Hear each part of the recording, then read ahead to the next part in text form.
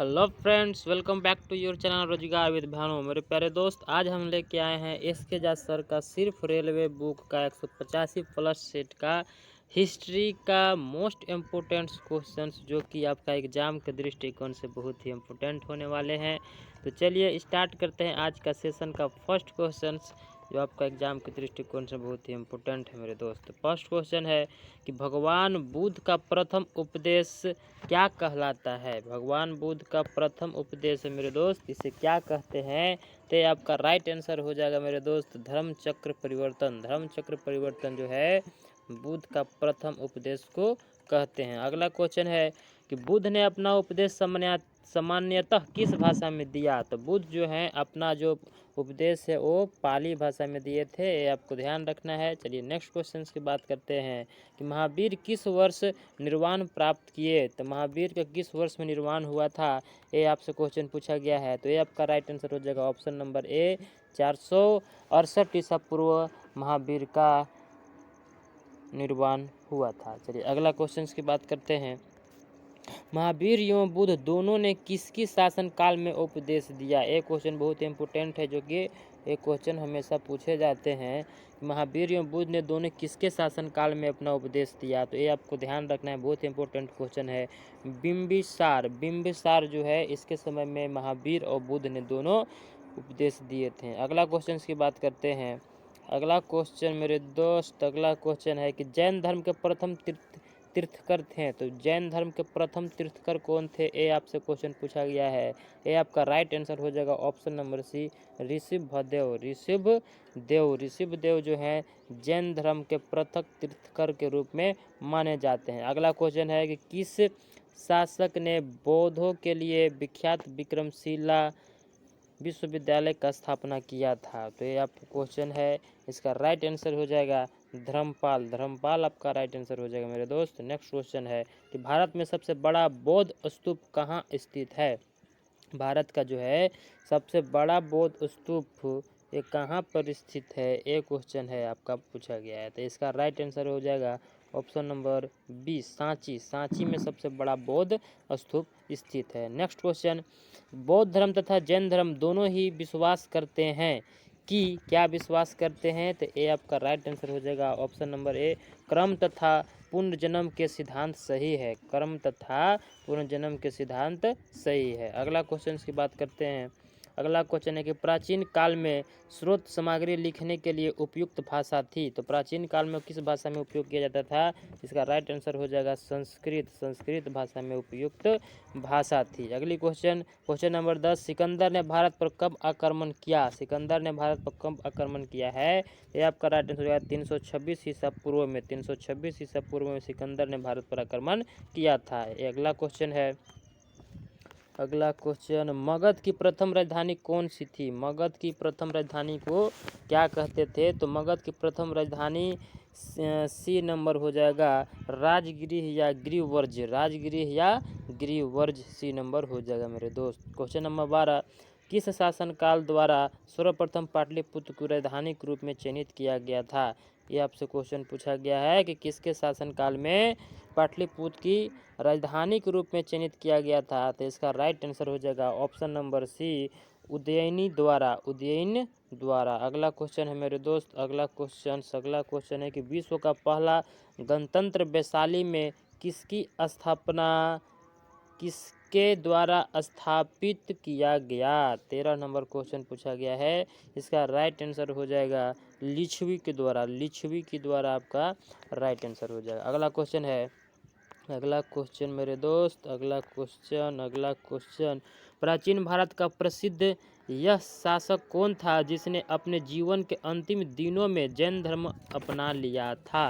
ये क्वेश्चन है, इसका राइट आंसर हो जाएगा ऑप्शन नंबर सी, चंद्रगुप्त ने अपने जीवन के अंतिम समय में जैन धर्म अपनाए थे। कौन, चंद्रगुप्त मौर्य ने। अगली क्वेश्चन है कि यूनानियों को भारत से बाहर किसने निकाला था। यूनानियों को भारत से बाहर किसने निकाला था, इसका राइट आंसर हो जाएगा option number A, Chandragupta Maurya ने निकाले थे। अगला क्वेश्चन की बात करते हैं, क्वेश्चन नंबर 16, कि बिंदुसार के शासन के दौरान अशांति कहाँ थी। बिंदुसार के जब शासन चला रहे थे उस समय कहाँ पे अशांति थी, इसका राइट आंसर हो जाएगा ऑप्शन नंबर सी, तक्षशिला में अशांति थी जब बिंदुसार के शासन काल में। अगली क्वेश्चन, निम्नलिखित में से वह व्यक्ति कौन है जिसका नाम देवनास प्रियदर्शी था? देवनास प्रियदर्शी किसे कहा गया है मेरे दोस्त? ये आपका राइट आंसर होगा मौर्य का राजा अशोक। मौर्य का राजा अशोक के कहा गया है। अगली क्वेश्चन बात करते हैं, अशोक ने किस बौद्ध साधु से प्रभावित होकर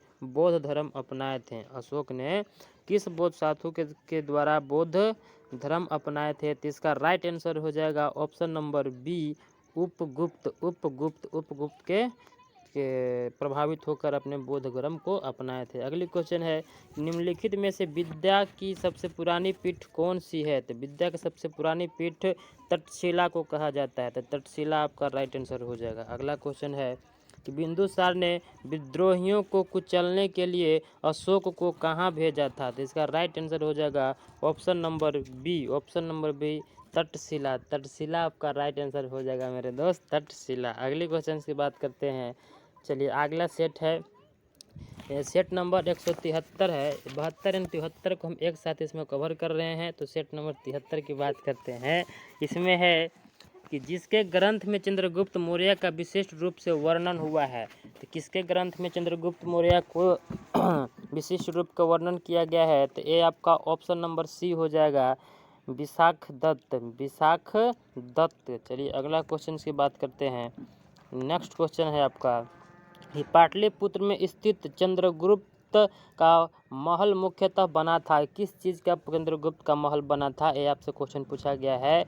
इसका ऑप्शन नंबर सी हो जाएगा, सी नंबर मेरे दोस्त, सी नंबर लकड़ी की। किस चीज़ की बनी हुई थी? लकड़ी का बना हुआ था। अगली क्वेश्चन की बात करते हैं, चंद्रगुप्त मौर्य ने सेलूकुस को किस वर्ष पराजित किया था? तो 3 नंबर क्वेश्चन, इसका राइट आंसर हो जाएगा ऑप्शन नंबर सी, 305 ईसा पूर्व। चलिए नेक्स्ट क्वेश्चन की बात करते हैं, कौटिल्य का अर्थशास्त्र है एक कैसा अर्थशास्त्र है? यह क्वेश्चन पूछा गया है, तो इसका राइट आंसर हो जाएगा शासन के सिद्धांतों की पुस्तक राजनीतिक नीतियाँ। अगली क्वेश्चन है कि सांची का स्तूप किसने बनवाया था? ये क्वेश्चन पिछले भी हम पढ़ चुके हैं कि सांची के स्तूप किसने बनवाया था? ऑप्शन नंबर डी हो जाएगा, अशोक ने बनवाए थे। चलिए अगली क्वेश्चन की बात करते हैं, केवल यह स्तंभ जिसमें अशोक ने स्वयं को मगध का सम्राट बताया है उसे कौन कहते हैं? कौन सा स्तंभ है? इसका राइट आंसर हो जाएगा ऑप्शन नंबर ए, मास्की का लघु स्तंभ। ये आपका राइट आंसर हो जाएगा मेरे दोस्त। नेक्स्ट क्वेश्चन की बात करते हैं, अशोक के शासन काल में बौद्ध सभा किस नगर में आयोजित की गई थी? तो अशोक के शासन काल में ऑप्शन नंबर बी, पाटलिपुत्रा में बौद्ध सभा का आयोजन किया गया था। नेक्स्ट क्वेश्चन, मेगास्थनीज ने भारतीय समाज को कितनी श्रेणियों में विभाजित किया था? तो ये आपका राइट आंसर हो जाएगा ऑप्शन नंबर डी, 7 भाग श्रेणियों में इसको विभाजित किया गया था। चलिए नेक्स्ट क्वेश्चन की बात करें, निम्नलिखित विदेशी भारत क्रमानुसार व्यवस्थित कीजिए। तो इसका क्रमानुसार व्यवस्थित करना है मेरे दोस्त, इसका क्रम क्या हो जाएगा? ऑप्शन नंबर और क्वेश्चन नंबर 9 का आपको देखना है। इसका राइट आंसर हो जाएगा, पहले आए थे मेगास्थनीज, फर्स्ट में मेगास्थनीज, उसके बाद आए थे, उसके बाद कौन आए थे मेरे दोस्त? उसके बाद फैहान, उसके बाद आए थे आपका 4 नंबर हैंसोंग, और उसके बाद इस कौन सा ऑप्शन में है? ऑप्शन नंबर बी आपका राइट आंसर हो जाएगा। अगली क्वेश्चन की बात करते हैं कि अपने अभिलेखों में प्रायः जिस नाम से अशोक संदिग्ध हैं वह है उसे क्या कहते हैं? क्वेश्चन नंबर 10, तो उसका राइट आंसर हो जाएगा प्रियदर्शी कहते हैं। मौर्य वंश का अंतिम राजा कौन था? एक क्वेश्चन पूछा गया है। तो मौर्य वंश का जो अंतिम सम्राट या राजा है उसका नाम है बृहद्रथ। चलिए नेक्स्ट क्वेश्चन की बात करते हैं, प्राचीन काल में कलिंग का महान शासक निम्नलिखित में से कौन था? कलिंग का शासन कौन था? तो इसका राइट आंसर हो जाएगा ऑप्शन नंबर सी, खारवेल। क्या हो जाएगा? खारवेल। 13 में है कि अर्थशास्त्र की रचना किसने की थी? इसका राइट आंसर हो जाएगा मेरे दोस्त, बहुत ही फेमस क्वेश्चन है, इंपोर्टेंट क्वेश्चन इसको है, इसका रचना कौन किया था? कौटिल्य ने। चलिए नेक्स्ट क्वेश्चन की बात करते हैं। अगले क्वेश्चन है कि राजतरंगिणी किसने लिखा है? 14 नंबर क्वेश्चन, इसका राइट आंसर हो जाएगा कल्हण ने राजतरंगिणी को लिखा है। चलिए नेक्स्ट क्वेश्चन, शक संवत किस वर्ष से शुरू हुआ? शक संवत जो है किस वर्ष शुरू हुआ?